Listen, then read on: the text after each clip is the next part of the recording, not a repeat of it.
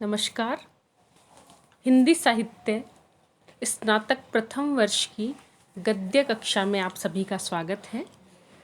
कथाधारा कहानियों की श्रृंखला को आगे बढ़ाते हुए हम चलते हैं रांगे राघव की कहानी गदल की ओर।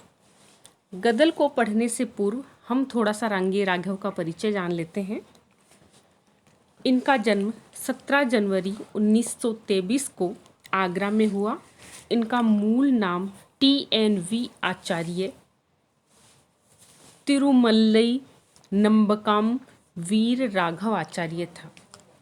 कुल से दाक्षिणात्य, लेकिन 2.5 शतक से इनके पूर्वज भरतपुर के निवासी रहे। इनकी शिक्षा आगरा में हुई। सेंट जॉन्स कॉलेज से 1944 में स्नातकोत्तर और 1948 में आगरा विश्वविद्यालय से इन्होंने PhD प्राप्त की। हिंदी, अंग्रेजी, ब्रज और संस्कृत भाषा पर इनका असाधारण अधिकार रहा। 13 वर्ष की आयु में ही इन्होंने लेखन आरंभ कर दिया था। 23-24 वर्ष की आयु में ही अभूतपूर्व चर्चा के ये विषय रहे। सन 1942 में अकालग्रस्त बंगाल की यात्रा करने के बाद लिखे रिपोर्टाज तूफानों के बीच से ये काफ़ी चर्चा में रहे। साहित्य के अतिरिक्त चित्रकला, संगीत और पुरातत्व में इनकी विशेष रुचि रही। साहित्य की प्रायः सभी विधाओं में ये सिद्धहस्त थे। मात्र 39 वर्ष की आयु में कविता, कहानी, उपन्यास, नाटक, रिपोर्टाज के अतिरिक्त आलोचना, सभ्यता और संस्कृति पर शोध व व्याख्या के क्षेत्रों को 150 से अधिक पुस्तकों से समृद्ध किया। अपनी अद्भुत प्रतिभा, असाधारण ज्ञान और लेखन क्षमता के लिए सर्वमान्य अद्वितीय लेखक के रूप में आप जाने जाते हैं। संस्कृत रचनाओं का हिंदी और अंग्रेजी में अनुवाद और विदेशी साहित्य का हिंदी में अनुवाद भी आपने किया है। 7 मई 1956 को सुलोचना जी से इनका विवाह हुआ और 1960 को पुत्री सीमांतिनी का जन्म हुआ।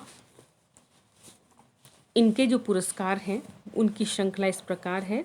हिंदुस्तानी अकादमी पुरस्कार सन 1951, डालमिया पुरस्कार 1954, उत्तर प्रदेश सरकार पुरस्कार 1957 व 1959, राजस्थान साहित्य अकादमी पुरस्कार 1961 और मरणोपरांत 1966 में महात्मा गांधी पुरस्कार से भी इनको नवाजा गया।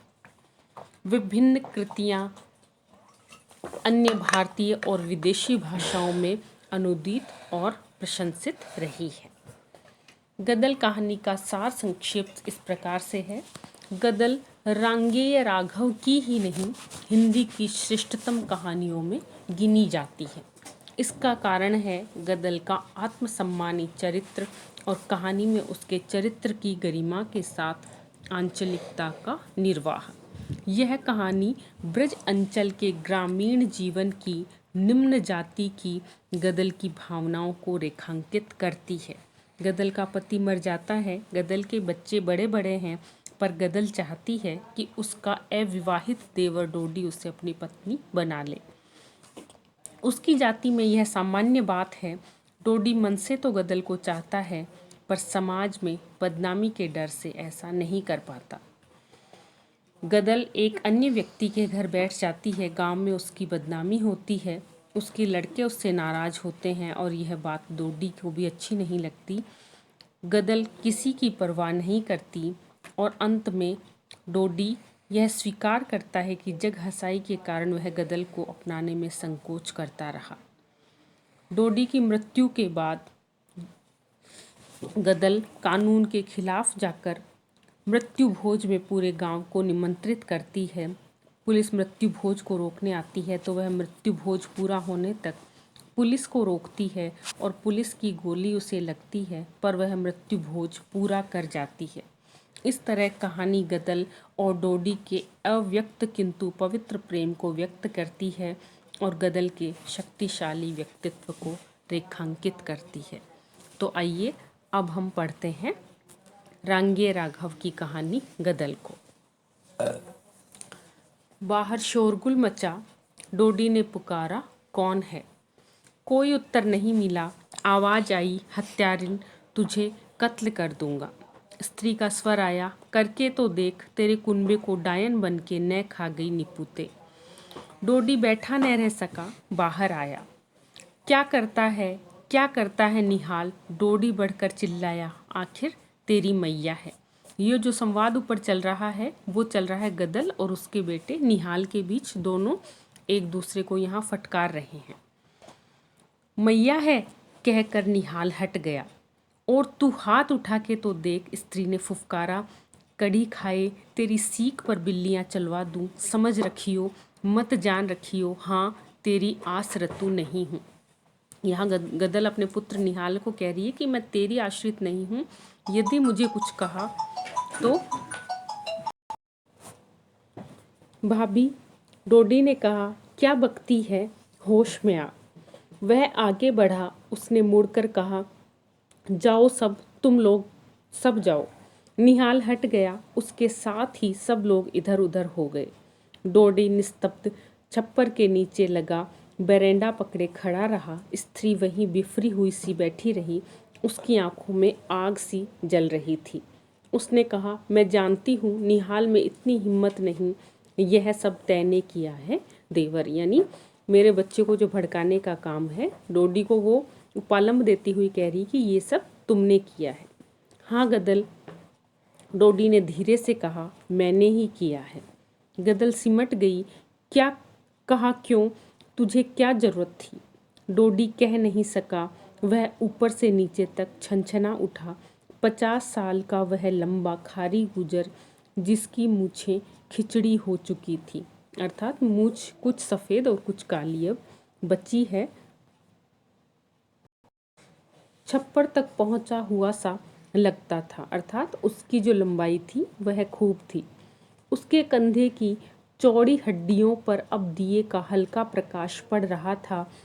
उसके शरीर पर मोटी फतूही थी और उसकी धोती घुटनों के नीचे उतरने के पहले ही झूल देकर चुस्त सी ऊपर की ओर लौट जाती थी।